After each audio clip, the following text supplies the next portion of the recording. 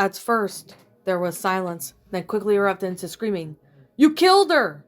Rocky exclaimed, shooting backwards. An uproar of massive panic tore into the room, trauma and fear staining the eyes of each innocent pup, now standing before the blood had already been spilled for the first time in their lives. Each dog went wide-eyed, jumping back and screaming in terror. Everyone with the exception of Marshall withdrew as far as they could from the body, nearly embedding themselves into the wall behind them. Marshall stood frozen to the ground, a highly distressed look on his face as he felt his whole world had been shattered.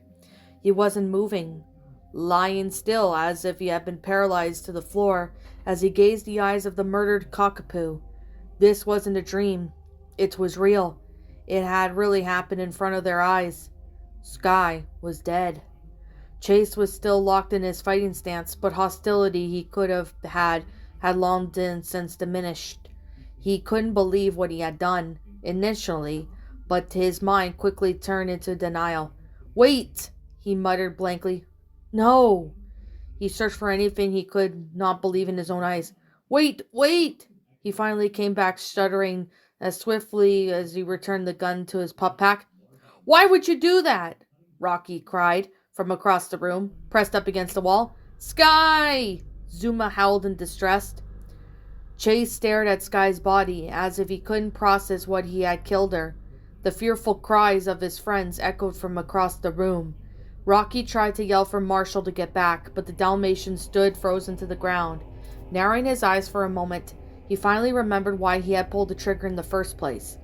Shaking his head, he sought to take control of the situation. Everyone calm down, Chase barked, taking a furtive posture and stepping over Sky. Everything is secure. What do you mean secure? Rocky demanded. You killed her. It wasn't Sky, protested the shepherd. It was a creature, a monster of some kind. I've been talking to Captain Cyrus. A parasitic creature is loose in the city. That's why we're here, and that's why you should have been listening to me. The remaining dogs stared at him with a mix of fear and confusion. Ferox Miles, that's its name. Chase informed them. It's a single-celled, shape-shifting organism that can hide inside you and take over your body. He nodded, and a wave of triumph sweeping over him. It had Sky. That's why I had to kill her. How do you know that? Zuma cried out. How could any of us have known that? The police dog gave a reassuring nod. You couldn't, but everything's okay now. I'm taking control here. Control? Whined the uncertain mixed breed. What do you mean? Looking back at Sky's body, Chase couldn't help but wince. It was feral instinct that made him pull the trigger on the dog, and it was highly difficult to withhold his own cries of dismay. A crack of thunder sounded from outside, and the rain slightly intensified. The storm hadn't been making anything easier, but at least now all problems had been solved. The ugly truth of the matter was simply because it had to be done. Sky was infected, and it had to be stopped. It was his responsibility to protect his team, and if someone had to go and meet that goal, then Sky would just means to an end. Chase looked back at his friends and nodded confidently.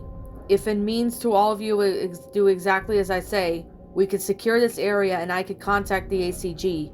Once we've cornered the Ferox Miles, they will be out of Adventure Bay, and we can sleep soundly again. But, Zuma quivered, but Sky... Look, I'm sad too, the shepherd shot back. But do you realize that it's not her? What if I hadn't done that? We could have all been at risk. Zuma looked down the floor, tears streaming down his face, although he was making an effort to process what he had been hearing. Rocky was clinging onto Zuma, almost like he was trying to hide with him, like the Labrador was a protective shield. Marshall still hadn't moved or said a word, a traumatized look still displayed upon his face. Rubble was cowering in the corner, too afraid to say anything. Chase, however, was brimming with a newfound confidence, overjoyed that the erratic noise had in his mind now gone along with the threat to Adventure Bay. All he had to do now was to clean up the mess. Now, here's the first thing I need you all to do, he began. Go to your kennels and stay there. Do not leave the lookout grounds. What? Why? Zuma questioned, narrowing his eyes. Keeping you there is the best way, to keep you all accounted for, the shepherd explained. Also, I need everything and everyone secure while I deal with Sky, and when the ACG arrives. They're coming here? Rocky went eye-wide, breathing growing shaky. Yes, but you'll be in your kennels, remember? He pointed out. Just stay in there and don't leave. Have everything taken care of. He turned and walked back over to where he had left the blood reader. It was still sitting on the floor from when it had been dropped during the uproar, but it was mostly unarmed. With his friends locked down, he just needed Sky's blood to verify the parasite, and it would all be over. Now go, he commanded, and I'll come around in a few minutes to check on you. After a moment of hesitation, Zuma nodded and slowly left the wall, Rocky still glued to him like flypaper. Rubble followed them shortly behind, keeping his head and tail low. They all paused for a moment as they approached Chase, almost fearing to be near him. The shepherd stepped aside and gestured to the elevator. After a short look at where Sky had fallen, they pressed a button onto the doors. Zuma looked back, noticing Marshall still not yet moved. Marshall? Zuma called out to his friend. Come on, do what Chase says. The Dalmatian was unresponsive, and Chase raised an eyebrow. Zuma turned around and walked over to the paralyzed dog, gently coming up to his side. Marshall? Hey. He tapped a brown paw to the firefighter's shoulder, causing him to visibly flinch. After a moment of hesitant breathing, Marshall's blue eyes flicked towards Zuma. Come on, we're leaving, the lab said as he moved his paw to Marshall's back, gently pushing him along. Chase watched his Dalmatian friend get led to the elevator before the door was finally shut between them, and they all descend down. He was finally alone. The shepherd let out a small, deep breath and prepared himself. Before looking at Sky's body, he knew the first thing he had to do was to move it. Nothing good came out of leaving a dead dog laced with a parasite on the lookout. He had to find a place to move it. Taking her out in the rain was a bad idea, as all the water will wash away the blood and likely carry the Viroxmal's parasite into the grass. As his eyes rested above the dead animal, a low growl emitted from him. He almost took a step back, remembering Cyrus's warning about the nature of the creature. Viroxmal's, if believed it was compromised, it would erupt from the body and go on an attack. Sky had not yet moved since the bullet had entered her head. Yet, Chase was made sure every dog was locked up in their kennels outside, far away from the contamination site upstairs. Even with the dangers, the puppy was naturally curious about his parasitical advisory. Gently lowering himself down a little, he slightly tilted his head. What are you doing? What are you? He asked, wondering if he'd get an answer. No response. Chase sat backwards to try again. Can you understand me? His words fell on deaf ears, and the shepherd gave an agitated huff and stood up. There weren't many places on the upper floors of the tower to take Sky, but he did have a knowledge of a boiler room that rested underground, built beneath the tower. It wasn't a place you could access any time of day. It required a special clearance that only Ryder carried. However, Chase still possessed the files and data he pulled behind Ryder's back, giving him illegal information which contained the entrance codes for the boiler room. He knew there were plenty of metal tables, tools, seclusion, and a whole furnace in there, making it the ideal place to do some blood work. All right, come on, you, Chase muttered, leaning to grab Sky's leg in his teeth, then instantly stopped, realizing that was a horribly stupid idea as she was laced with a parasite. Quickly pulling his head back, he looked around the room and spotted the blanket that Sky had been wrapped herself in. Not the ideal tool for transportation, but it would do. He made his way over to pick it up. If the Viroxmal's needed constant blood, protein, and wet environments to survive, sitting it on a dry blanket was likely something it wouldn't do. So Chase felt it was safe to grab the fabric in his teeth, and that information also meant that the creature was probably not hiding in the small puddle or drop of blood that had been spilled from the gunshot. It could survive in blood, but abandoning its protein-provided cocoon could put it in a bad position. Even if it was hiding in a blood puddle, where would it even go? There was even nothing but metal floor of the tower, no dirt, land, or to escape in. It was safe assumption that the Viroxmal's was choosing not to escape Sky. Chase pulled the blanket over to the body and laid it out flat beside her, making sure his paws were protected by an end of the fabric. He gently pushed Sky onto the blanket and wrapped her up. With the four corners laid out on the side, Chase quickly turned the blanket into a blood body bag. He leaned down and grabbed the corners, now dragging the dead cockapoo into the elevator, also making sure to push the bag that contained the blood reader. It didn't take much effort to bring her in. She was a remarkably light animal, after all, which also made bagging her in the blanket significantly easier. Securing the body bag in the center of the elevator and making sure that nothing leaked out, Chase walked over to the control panel that consists of two buttons. He reached his paw out and held the down button for a solid 6 seconds.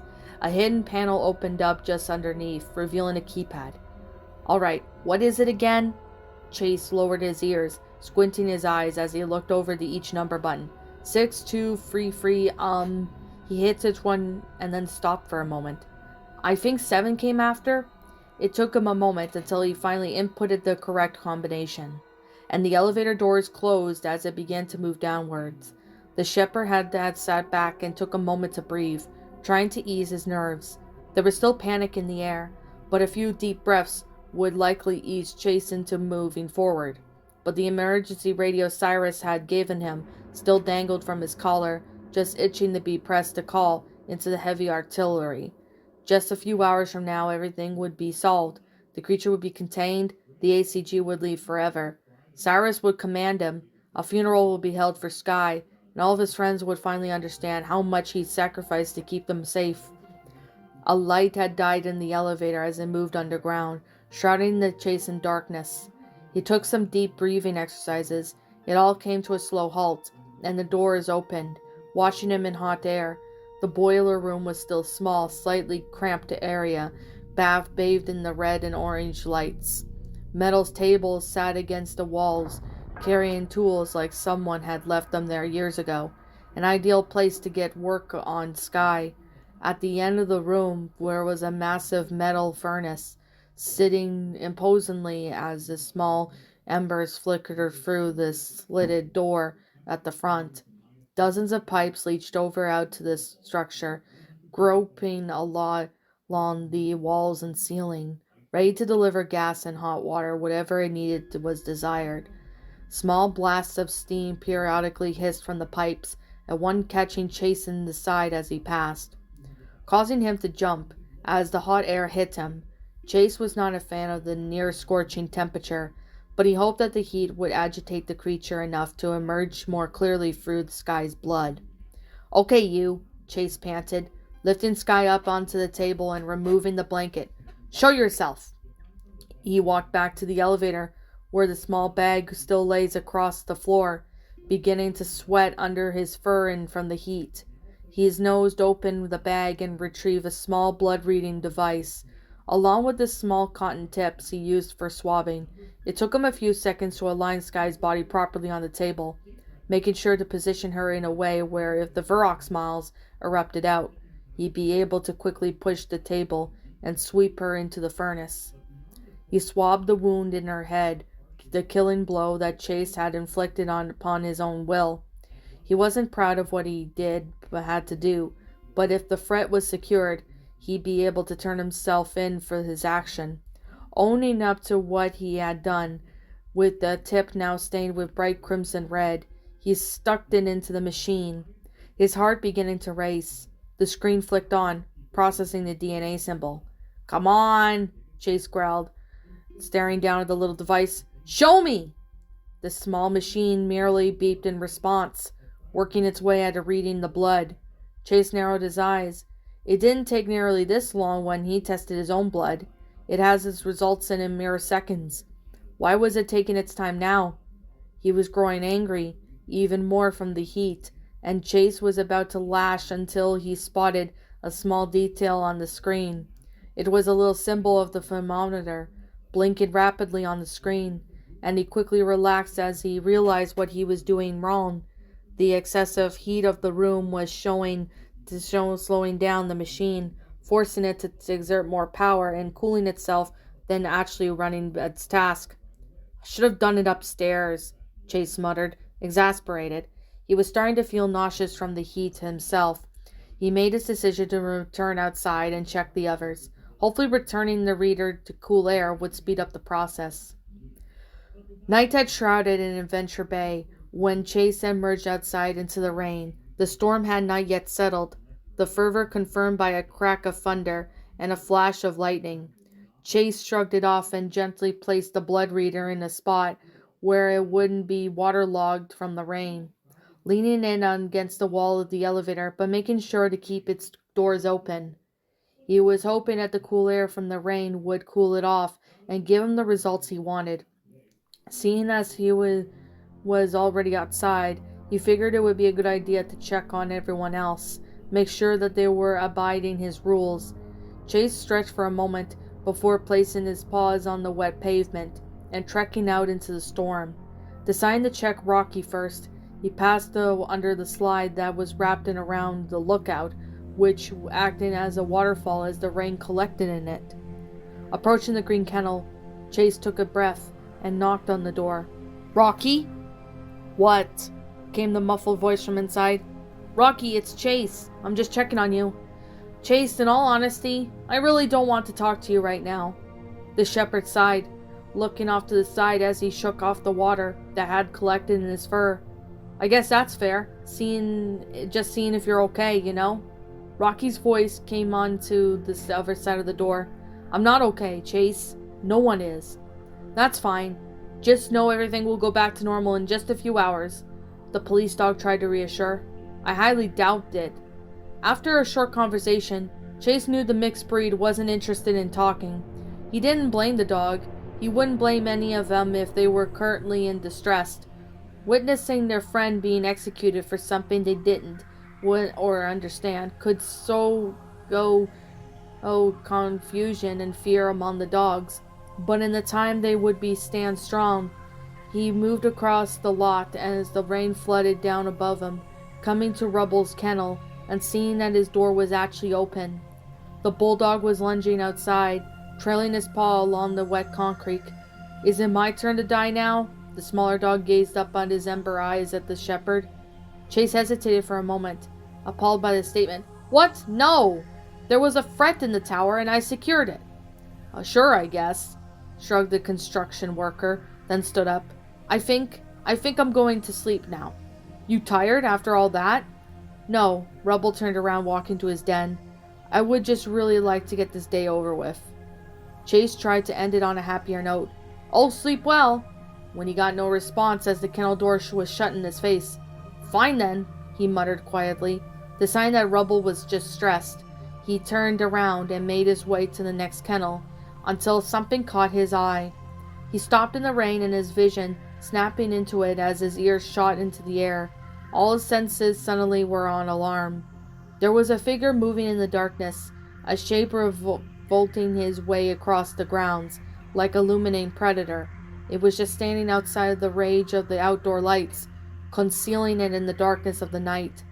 It moved slowly, seemingly pulsating as the rain fell around it, and Chase's eyes widened. He quickly snarled, barking out to his shape, "Hey, you!" The shape turned around and spotted Chase, knowing its initial signs of hesitation. But it put its legs down and stood firm. Chase took a step back as the figure turned and began walking towards him. "Dude, what the hell?" Zuma gripped and walking into the light. Chase relaxed, breathed a sigh of relief, but still held his frustration. "I told you to stay in your kennel." "No, you said we couldn't leave the lookout grounds," the lab shot back, an edge of matte sass in his voice. The shepherd leaned his ears back, narrowing his eyes. "No, I'm pretty sure I said at some point to stay in your damn kennels." "Oh my God, Chase!" Zuma put a wet paw to his face. "Quit being so pushy. I came out here because I needed to think." "About?" the police dog pressed. "About what I'm supposed to do after watching my own friend get killed." The lab almost snarled. "You think we're just gonna walk it off and carry on after that?" Chase stopped and looked away, his tail drooping onto the floor. Zuma had a point. Didn't help that he was always the one who wasn't afraid to speak up. "I don't," Chase confessed. I'm sorry you had to see that. Zuma looked up at him for a long moment. I'm not the one you should be saying that to, he inquired. Did you see Marshall? He's pretty much destroyed. If you're going to try to console anyone, it should be him. Marshall? Chase asked. The lab turned and around. If you haven't seen him yet, I suggest you go now. He's been walking off into the rain before he does something drastic. The shepherd nodded, then looked back up. Oh, Zuma! The brown lab whipped down with an amused look. Yes, I'll stay on the grounds. Oh no, Chase shook his head. I just think it's cool that you're getting better in your speech thing, he said nervously. I think that's something you should be proud of. Zuma merely raised an eyebrow, then sharply turned to vanish into the darkness. Worth a shot, Chase muttered, watching the Labrador go. He sat in the rain for a moment, thinking of how he could possibly have done things differently. The rain ran down his head, and disguised by the tears that were flooding his eyes, he appreciated having the moment for a quick cry. It was healthy to let your emotions run freely after all. He let himself cry out his stress for a moment, before wiping his face and going to see Marshall. Appearing before his red kennel, Chase hesitated for a moment before knocking softly. Marsh, you in there? I'm here, came a weak voice from behind the door. Even while muffled, anyone could hear him and tell the puppy was in complete anguish. Can I come in? The shepherd offered, already moving his nose under the handle of the door. I guess if you want to, Marshall meekly responded, and Chase lifted up the door. Chase made sure to shake himself off before walking in, knowing tracking water everywhere would just make the Dalmatian agitated. Walking into the kennel, the small den was warmly lit by a gently flickering flame. Marshall's kennel was unique that it contained a small fireplace where one could actually light a fire. It wasn't big enough to overpower the kennel, just enough for the room so its wall compartment to keep the humble fire burning. A small chimney at the top of Red Home carried the small puffs of smoke emanated from the flames safely outside. Marshall's own firefighting power prowess gave him the necessary knowledge on how to kindle and care for a flame without destroying his kennel. He could see that the Dalmatian already started a tiny flame, giving the kennel a cozy and warm feel to it as he walked in. Marshall was sitting before the fire, head bowed almost as if he was praying to it, begging it to any higher deity up there just to be rescued from the nightmare his life had fallen into. Hey buddy, you okay? Chase offered, trying not to make any sudden moves. Marshall was unresponsive, gently shaking over his fire. The shepherd lay gently down on his stomach, eager to console his friend without stepping over any lines. The Dalmatian was clearly under severe effects of trauma, endlessly gazing onto the burning flame, searching for a meeting. Look, Chase began. I'm sorry, he sighed, looking away in shame. I'm really sorry you had to see that. That wasn't pretty, and I probably could have handled it better. His voice slightly cracked as he confessed. But I had to do it. Everyone's lives were at risk.